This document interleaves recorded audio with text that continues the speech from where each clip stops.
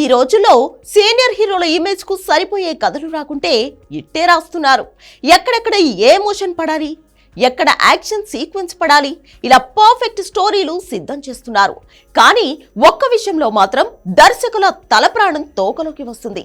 వాళ్లకు కథ రాసిన అంత ఈజీగా కథలో వాళ్ళు రాసుకున్న హీరోయిన్ ను బయట పట్టుకోలేకపోతున్నారు.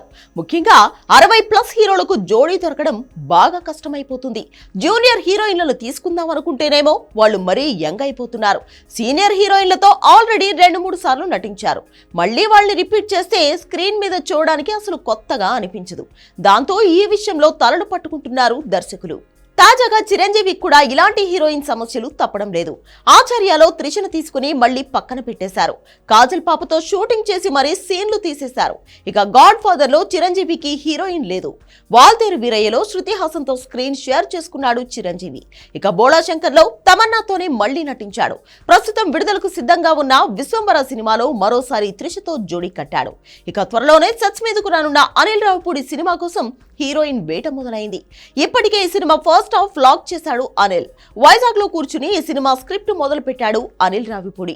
ఈ మధ్య చిరంజీవికి ఫస్ట్ హాఫ్ చెప్తే సూపర్ గా నచ్చిందని తెలుస్తోంది. మరో 20 రోజుల్లో సెకండ్ హాఫ్ కూడా పూర్తి కానుంది.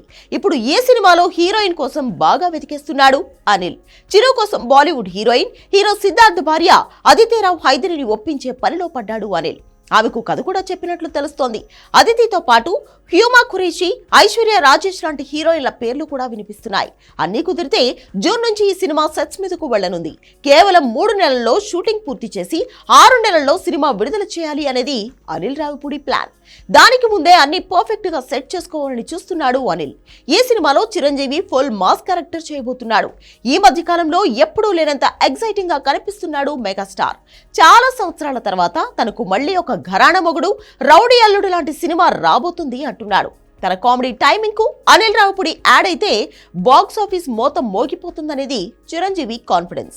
2026 సంక్రాంతికి ఈ సినిమా విడుదల కానుంది. మరి మెగాస్టార్ నమ్మకాన్ని అనిల్ రావిపూడి ఎంతవరకు నిలబెడతాడో చూడాలి.